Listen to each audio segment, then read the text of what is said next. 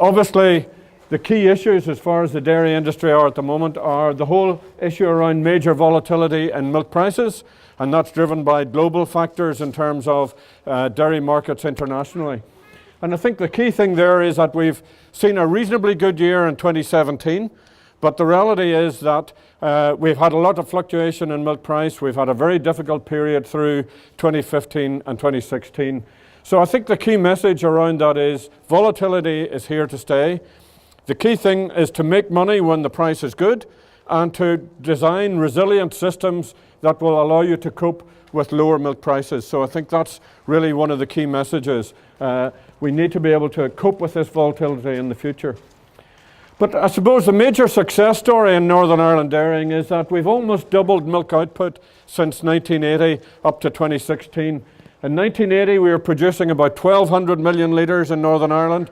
This year, or 2016, we produced 2,200 litres. So almost a doubling in milk output over that 36-year period. So that's a tremendous success for Northern Ireland dairying, and one that we need to build on in the future and hopefully look at other opportunities to continue to grow in terms of the increasing global market for dairy products in the future.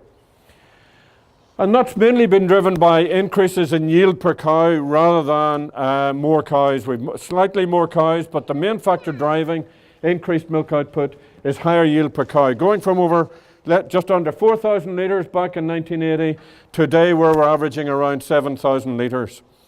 But the big issue of that is that most of that increase in yield has been got through increased concentrate feeding. And as a result of that, what we've seen is a decline in milk from forage. So milk from forage, where we were just over 3,000 litres back in 1980, we're now sitting at about 2,500 litres per cow. And the reason that's a concern is that all the studies internationally show the more milk you can get from forage, the more profitable your systems will be. So milk from forage, whether it's a 5,000 litre system or a 12,000 litre system, milk from forage is a key driver of profitability. And we need to focus on getting more from forage. Even in a difficult year like this, we have to try and maximize the opportunities to get more from forage. On top of that, you all know about the environmental challenges. We've got issues around water quality, particularly in phosphorus. We've got issues around air quality. And the big issue that is really impacting on us at the moment is the whole issue of ammonia. And I'm sure you'll be aware of the whole concerns about ammonia levels and the impact on planning, if anybody's planning expansion. So it's an area we need to focus on in research as well. And then finally, we've got a whole range of new technologies that have application on dairy farming, including robotic milking and so on. So the aim of today's event really is about getting research out onto farms, sharing the latest research that we're involved with on calf rearing, on animal health, soil management, grass production, and obviously at this time of the year, we're also starting to think about winter feeding.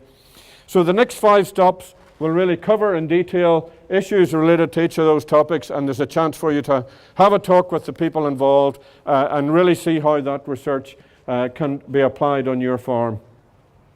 Now, the most important thing about today is this is research and practice.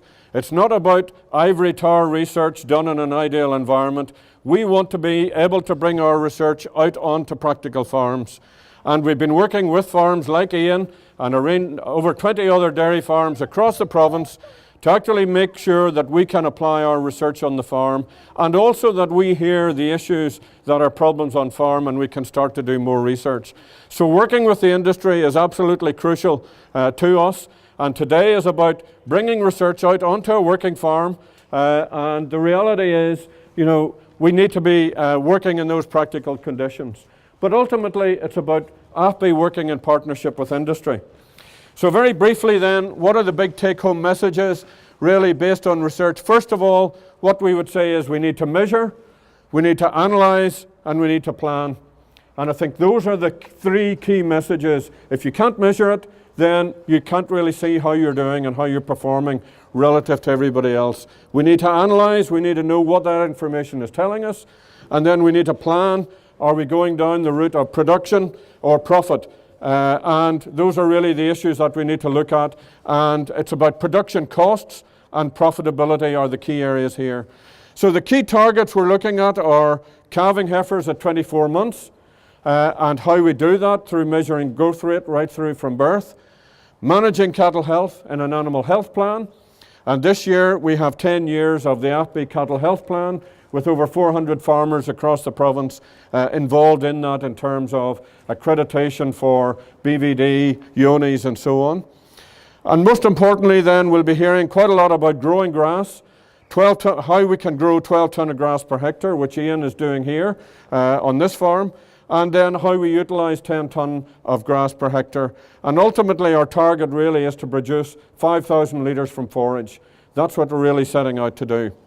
So it's about focusing on profit through efficiency, and that's really what the stops will focus on over the next 5 stops.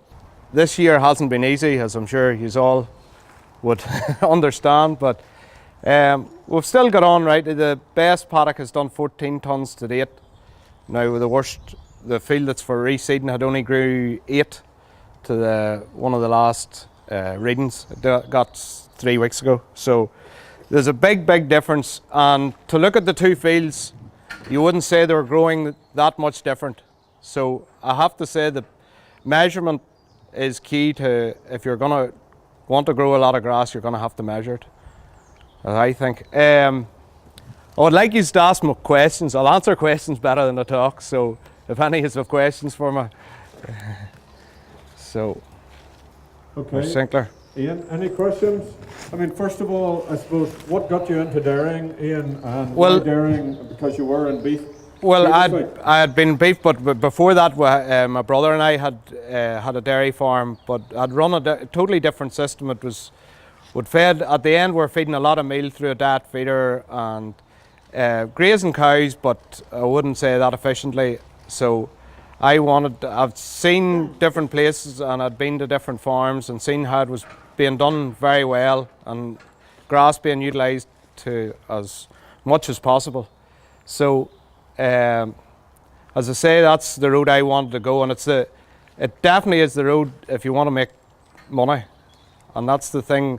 We have done a lot of tours in the south, and I'm sure you know yourselves, the tussock push the grass, and now they're going a different route maybe from ourselves with milk from forage, but they push grass. That is the key driver for all profit. Right. And they do without feeding even just grass alone. And your calving pattern is autumn to spring, so I mean, you're really looking at winter calving. I'm looking at that's going to change hopefully to autumn winter, sort of starting in September, ending December, from maybe 3 years from now, but it'll take a bit of time. When I went into the cows, I bought spring calving cows, so it's a case of buying in replacements for the next maybe 2 years. And anything that I'm buying in will be autumn calving. I'm trying to calve all heifers now for autumn calving as well. So. And why autumn calf? Why are you moving to autumn? Well, I found that trying to produce a lot of milk off grass and push cows hard in the springtime. If you have a cow that's only just calved and you're trying to push a lot of milk out of her, she'll not go back in calf.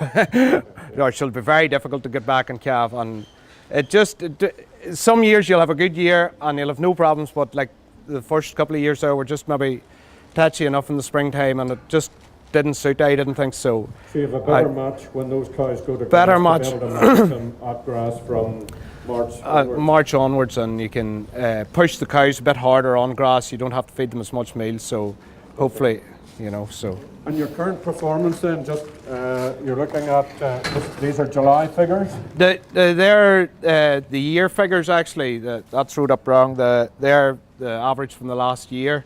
So July's figures have actually got up to 8-9, but it's pulled back in August. But I would be looking to go to over 9,000, but not maybe much more. But then try and push milk from forage up to 4,000. Right. So it's not going to be easy, but I'll try and push it anyway. So an autumn like this as well. Yeah. So, and the other thing would be the making the silage just as good as possible. Maintenance plus, if you can get maintenance plus 8 or maintenance plus 10, the difference in feeding that compared with maintenance plus 4, I have worked it out. It's equivalent to buying all your fertilizer for a year. Okay. So if you can do that. It's a big cost saving. So questions? Drew? Yeah, with your autumn calving cows, do you plan to put them out to grass in the autumn time as well after? Oh yeah. Keep everything grazing as long as possible, but not. I wouldn't be as worried about grazing them on in the autumn time. I'd maybe house them at night and stuff. I wouldn't. The autumn grass isn't as good a value as the spring grass. The spring grass is where the money's to be made, and you can get cows out early. And I have a reasonably good dry farm here, and I can, like, we had cows out in February this year for 2 weeks, and the neighbour had cows out in January for 2 weeks. So like, it's perfectly doable, but it's just getting the cows to suit the system. I was trying to console a few neighbours at the weekend who were saying what a terrible autumn it is. And I think the most important thing to remember is by the end of August you have grown 75% of the grass that you're going to grow for the year. I mean, the bulk of grass, as you know, April, May, June, you grow 50% of the grass. July, August, you have another 25%. And while it would be nice to get that 25%, you know, I think in a year like this, you have to say that is going to be a struggle to make use of any grass through September. It's okay. But we've got 3/4 of the year at this point, and you'll be hearing later on about how we might be able to try at least and salvage as much as we can from grass from here on.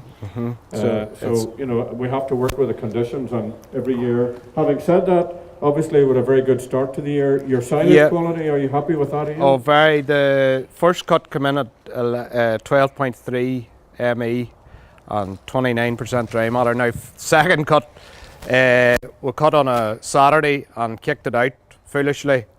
And on the Sunday and Monday, it blew up into the best days, the 2 best days of the year.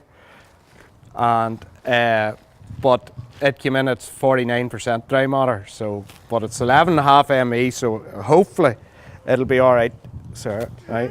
So keeping it good in the pit is keeping it good, it'll be a bit of an issue. But hopefully, there's a bit of third cut over it. Hopefully, that'll sort that out. Hopefully. Would you stop that now? Come on, quit that. You're a messer. You're a messer. Time for a few more questions. Okay, there's one here. You've obviously got very high yield of cows, you know, whenever they're fresh. Do you think that the cows will get enough dry matter intake? Well, I'll have that. No, they're definitely not. Not at the minute. I'm opening that third cut this evening. Just with everything that was going on this last couple of days, it would have been open. Now they're on aftergrass there, or they were on aftergrass this last few days, and they were getting real good intakes.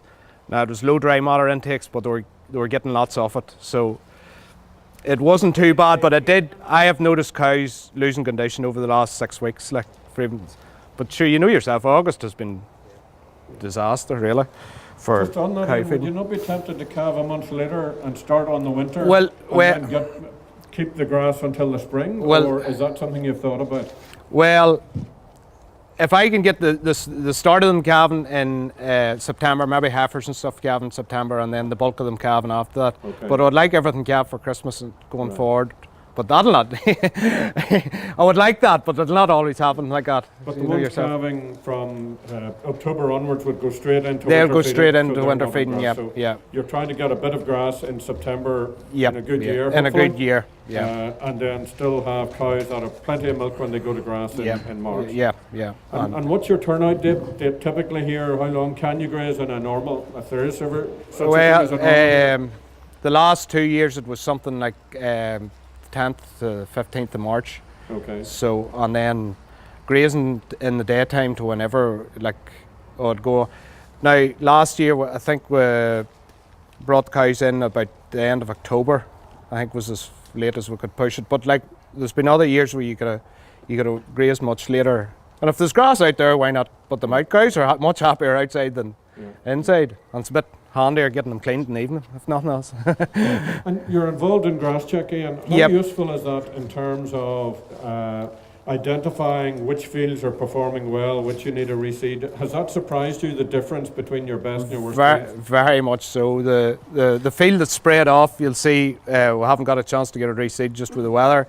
But as I say, the best fields have grew, the best paddock has grew 14 tonne, and it has grew 8 tonne. And at the time, I suppose it was 12 and 8, but like that's the difference. Right. And just to walk into them every day, you wouldn't have said there was that much difference in the way they were growing. They were growing, you know, I was putting they were going around the rotation every time, but just there wasn't the volume of grass on it every time when you went in, and it showed, and it only showed if you were measuring. Yeah.